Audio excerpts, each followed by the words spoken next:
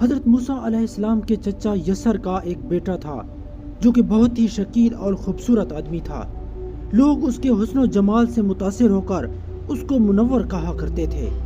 اس کے ساتھ ساتھ اس میں یہ کمال بھی تھا کہ وہ بنی اسرائیل میں تورات کا بہت بڑا عالم اور بہت ہی ملنسار اور با اخلاق انسان تھا، اور لوگ اس کا بہت ہی ادب و احترام کرتے تھے۔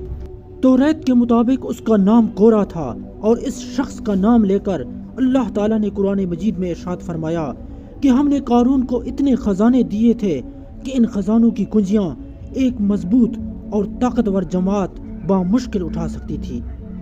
بعض روایت میں ہے کہ اس کے خزانے کی چابیاں 70 اونٹ اٹھایا کرتے تھے، اور یہ بھی کہا جاتا ہے کہ اس نے علم کیمیا سیکھا اور ایسا ماہر ہو گیا کہ رام کو چاندی اور تانبے کو سونا بنا لیتا تھا۔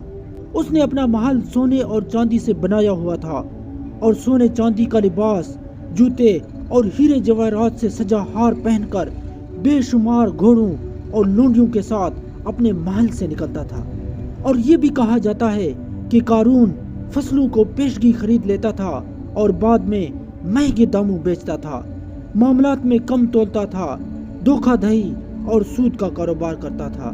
اس طرح اس نے کافی دولت اکٹھی کر لی، لیکن بے شمار دولت اس کے ہاتھ میں آتے ہی اس کے حالات میں ایک دم تغیر پیدا ہو گیا، اور سامری کی طرح منافق ہو کر حضرت موسیٰ علیہ السلام کا بہت بڑا دشمن ہو گیا اور اعلیٰ درجے کا متکبر اور مغرور ہو گیا۔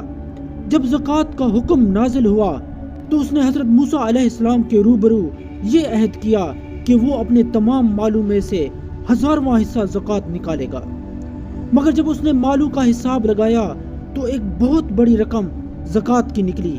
یہ دیکھ کر اس پر ایک دم حرص و بخل کا بھوت سوار ہو گیا، اور نہ صرف زکوٰۃ کا منکر ہو گیا بلکہ عام طور پر بنی اسرائیل کو بہکانے لگا کہ حضرت موسیٰ علیہ السلام اس بہانے تمہارے مالوں کو لے لینا چاہتے ہیں۔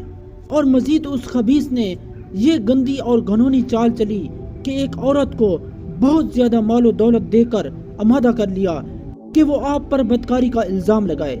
چنانچہ عین اس وقت جب کہ حضرت موسیٰ علیہ السلام وعظ فرما رہے تھے، قارون نے آپ کو ٹوکا کہ فلانی عورت سے آپ نے بدکاری کی ہے۔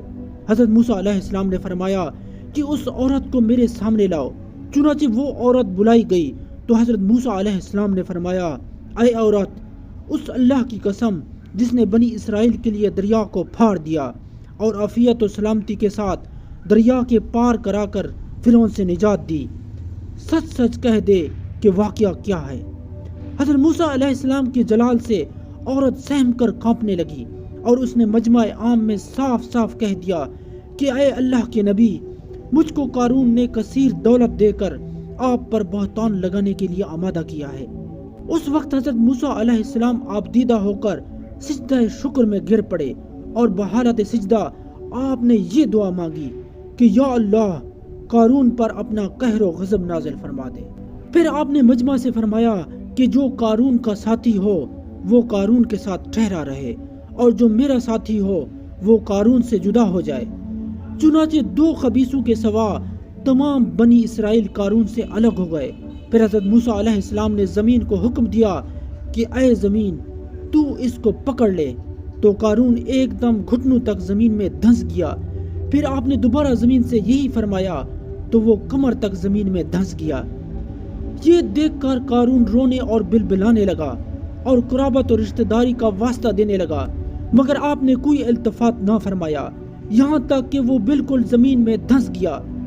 2 منحوس آدمی جو قارون کے ساتھی ہوئے تھے لوگوں سے کہنے لگے کہ حضرت موسیٰ علیہ السلام نے قارون کو اس لیے دھنسا دیا ہے تاکہ قارون کے مکان اور اس کے خزانوں پر خود قبضہ کر لیں۔ تو آپ نے اللہ تعالیٰ سے دعا مانگی کہ قارون کا مکان اور خزانہ بھی زمین میں دھنس جائے۔ چنانچہ قارون کا مکان جو سونے کا تھا اور اس کا سارا خزانہ سبھی زمین میں دھنس گئے۔ مزید ایسی ویڈیوز دیکھنے کے لیے ہمارے چینل کو سبسکرائب کریں۔ شکریہ۔